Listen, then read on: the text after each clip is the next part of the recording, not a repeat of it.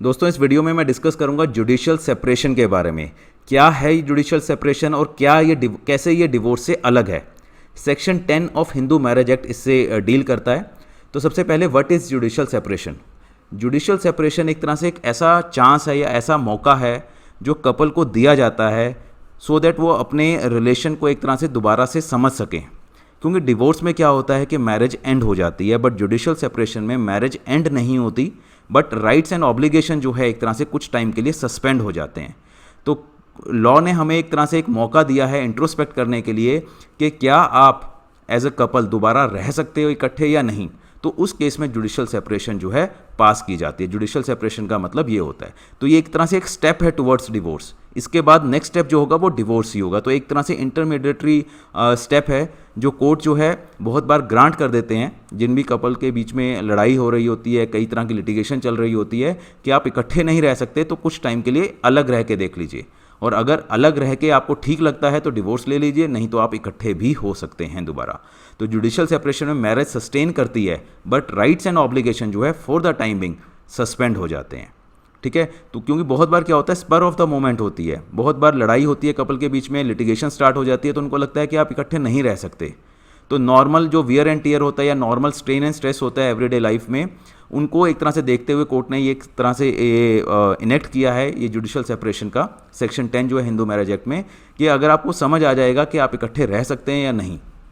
तो section 10 Hindu marriage act का बोलता है either party to a marriage, कोई भी पार्टी जो है अगर उसको लगता है कि कोई भी ग्राउंड है, जैसे सेक्शन 13 सब सेक्शन 1 में हमने डिस्कस किया हुआ एक सेपरेट वीडियो में, जैसे अडल्ट्री है, क्रुअलिटी है, कोई बीमारी के बारे में है, बहुत सारी ग्राउंड्स है वहाँ पर हस्बैंड के पास भी और वाइफ के पास तो कुछ एडिशनल ग्राउंड्स भी हैं सब सेक्शन 2 में।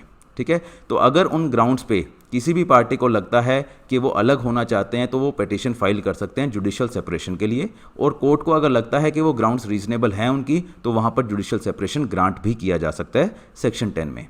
सब सेक्शन 2 बोलता है इसका सेक्शन 10 का कि वहाँ पर अब ऑब्लिगेशन नहीं होगी। अगर जुडिशियल सेपरेशन पास हो गई है तो वहाँ पर किसी के पास भी कोई ऑब्लिगेशन नहीं होगी कि साथ रहना है दोनों को। और अगर कोर्ट को बाद में लगता है, कोई एप्लीकेशन अगर कोई भी पार्टी देती है कि अगर हम साथ रहना चाहते हैं कोई इस तरह से, तो वो डिक्री को ख़त्म भी कर सकते हैं, कैंसिल भी कर सकते हैं। तो एक तरह से एक स्टेप है कि या तो पार्टीज़ अलग हो जाएंगी या फिर इकट्ठा रहना शुरू कर देंगी। तो जुडिशियल सेपरेशन का मतलब सिर्फ इतना ही है। तो अगर मैं बात करूं क्या ये ग्राउंड है डिवोर्स की, तो yes, section 13 1A of I1 subsection I1 में हिंदू मैरिज एक्ट में अगर 1 साल तक कोई भी कोहैबिटेशन नहीं होती है, हस्बैंड एंड वाइफ साथ में नहीं रहते हैं 1 साल तक, तो वो जुडिशियल सेपरेशन जो है वो डिक्री जो है वो ग्राउंड बन जाती है डिवोर्स के लिए। तो ये साफ तौर पे अगर जुडिशियल सेपरेशन मिल गई है, 1 साल तक इकट्ठे फिर भी नहीं रह रहे, तो वो डिवोर्स की ग्राउंड है। ये साफ तौर पे लॉ में लिखा गया है। तो यहाँ पर एक छोटा सा मैं डिफरेंस आपको बता रहा हूँ। यहाँ पर डिवोर्स और जुडिशियल सेपरेशन में बहुत बार मेरे पास क्वेरीज आती हैं कि जुडिशियल सेपरेशन के लिए जाना चाहिए या डिवोर्स के लिए जाना चाहिए।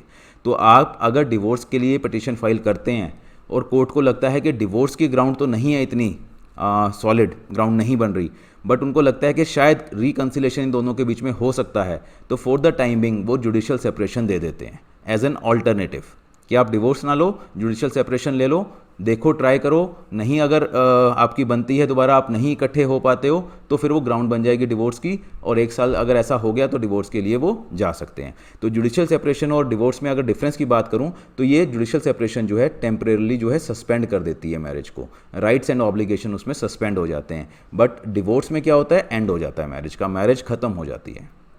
एक और ख़ास बात, जो पिटीशन है जुडिशियल सेपरेशन के लिए वो किसी भी टाइम फाइल की जा सकती है, मैरिज के किसी भी टाइम बाद, चाहे अगले दिन फाइल कर लो, चाहे विद इन 1 ईयर कर लो। डिवोर्स की पिटीशन जो है वो कम से कम 1 साल हो जाए मैरिज को, उसके बाद ही फाइल की जा सकती है। Means first year of marriage में डिवोर्स नहीं फाइल किया जा सकता, कम से कम 1 साल के बाद ही डिवोर्स फाइल किया जा सकता। सेक्शन नेक्स्ट डिफरेंस जो है, parties can not marry after decree of judicial separation, because वो लीगली हस्बैंड एंड वाइफ ही हैं, जस्ट उनके राइट्स जो है, ड्यूटीज़ जो है वो एक तरह से सस्पेंड की गई है। तो जुडिशियल सेपरेशन अगर मिल गई तो पार्टीज जो है दोबारा शादी नहीं कर सकती, जबकि डिवोर्स जो है वो एंड ऑफ मैरिज है और उस केस में पार्टीज जो है दोबारा भी मैरिज कर सकती हैं। तो आपको डिवोर्स के लिए जाना है, जुडिशियल सेपरेशन के लिए जाना है, अब मैंने आपको समझा दिया है। अब आप अच्छे से डिसाइड कर सकते हैं आप सोच सकते हैं कि क्या आपके केस में बेटर है। इन केस आपको कोई भी गाइडेंस चाहिए related to drafting of petition, searching of judgements, या कोई भी आपको डिस्कस करना है फ़ोन पे, व्हाट्सएप पे, या कोई स्टेज के बारे में डिस्कस करना है कि कैसे आपको प्रोसीड करना चाहिए, तो आप हमें कांटेक्ट कर सकते हैं। और कोई फीडबैक या क्वेश्चन है तो आप हमें लिख के भेज सकते हैं। Thank you very much.